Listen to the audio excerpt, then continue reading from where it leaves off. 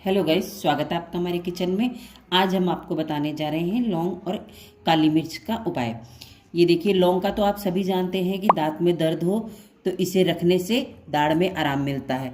लेकिन अगर सर्दियों में आपको बहुत ज़्यादा खांसी है, वो दवाई से नहीं रुक रही है, तो रात को सोते समय सिर्फ 2 काली मिर्च आप अपने दांतों में दबा के सो जाइए।